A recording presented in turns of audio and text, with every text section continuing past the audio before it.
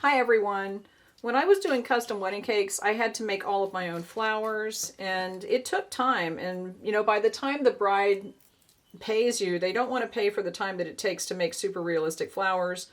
So I came up with a few ways to shorten the process, and I'm adapting this one that I used for gum paste for wafer paper. So the first thing that I'm doing is cutting a 30 gauge floral wire, and this is white because I'm going to put it between two sheets of wafer paper, and I don't want it to be too green in case the petal isn't green that I'm making.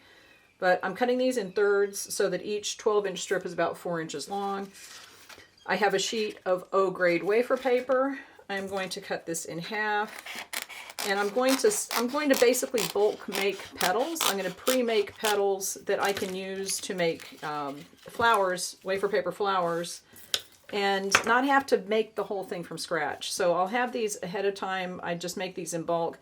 This is piping gel or corn syrup. I'm just going to put a little strip here about 2 inches apart from each other. And this is going to determine how big the petal is. So you can make these a little bit closer together. You can make them a little bit smaller. It's up to you. This is just to keep the wire in place when we put it together. And on this side, I'm going to put in between these two marks a little shorter one so that we can make some smaller petals. But if you do this ahead of time, when you're making your wafer paper flowers or leaves or whatever you're going to make, you'll have the basics. And I'm going to show you how this works. First, you take the wire that you've cut and make sure it's kind of the straight end. Sometimes when you cut them, they get bent. Like that creates a little hook on the end, but you don't want that. Put these in the corn syrup just to keep it from moving around. That's basically what the corn syrup is for. It just keeps it from moving around. It'll also help the wafer paper stick together. And you don't want to put it too far up. The farther up you put it, that's as long as it's going to go into the petal or the leaf, whichever you are making. But I'm going to make some shorter ones on the other side. And like I said, that's just to keep it, the corn syrup is just to keep it from moving around. And see, these I'm going to make a little bit smaller. I'm not putting the wire up as far onto the paper because those petals are going to be the smaller petals and you don't want the wire all the way up into it. Okay, so we've got that. Now we've got to stick this piece of paper onto this piece of paper. And I forgot to say, put the rough edge up when you're doing this and put the smooth edge up here so that the two rough edges are together when you're attaching these. Now I'm going to use vodka. You can use water, but you have to be careful because the liquid that you put on top of this might make it kind of buckle up. You don't want to wet it down too much.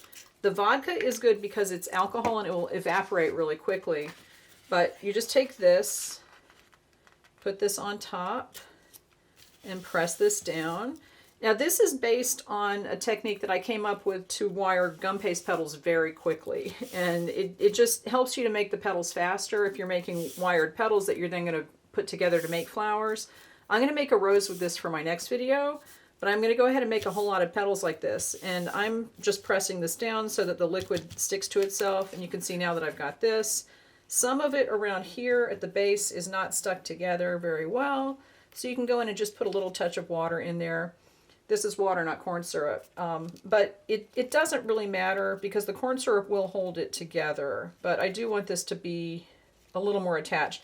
And you can see when it starts getting dark like this at the base, that might be a little too wet. So it might be a little too wet. So you have to be careful not to put too much water on it. But in general, the corn syrup will hold the wires in there and it's not going to come apart. Now I'm going to cut this strip in half, but I'm not doing it exactly. I'm going to make these a little bit shorter since I put the wires in there shorter. And I'm just going to go like this and separate this into two. Okay. And I probably could have put another one here, but that's all right. And then I'm just going to cut these in half. And now basically what I have is two sets of pre-made ready-to-go petals. And you might be saying those don't look like petals, but you can cut them in whatever shape you want. So let's say I have made 100 of these and they're sitting in my little bin, and now I'm coming back and I'm like, I'm going to make a rose. Okay, so I need some large rose petals, I need some small rose petals, and I need some leaves. So I'm just going to come in and cut as many of these as I want in the shape that I want. And Now I have the petal that's ready to go. I don't have to start from scratch. It just cuts a little time off. You can make these up ahead of time when you're not so busy. And then when it's time to make the flower, you can come back and do this. And you can use steam to shape these. You can use wafer paper conditioner to shape them. I am going to make a rose out of these after I'm done. But it's not hard to do. Okay, and then you can do, let's see, I need a leaf. So I'm going to do a leaf shape. All right, and then you can go back and notch it if you want to make a really realistic leaf. But see, you can do the petals, and then if you need a smaller petal, because with roses you need multi-sizes, you can go in here. And the good thing about wafer paper is that if you have a flower that you've made that looks a little off, like the balance is a little off, some of the petals are larger or too big or too small, you can go in and trim them once the flower is made. But doing it this way is just a way to shortcut the whole process, and then you just put them in a box. I have this container. I would just throw these in the container. I'll make a whole bunch of them when I have time, and then if I'm in the process of doing flowers, I can just come and grab the container, pull these out, cut the shapes that I need, and put the flowers together. So that's my quick tip for that, and if you have any questions, post them, but watch for my next video where I'm going to make a whole bunch of these, and I'm going to make a rose from them with that.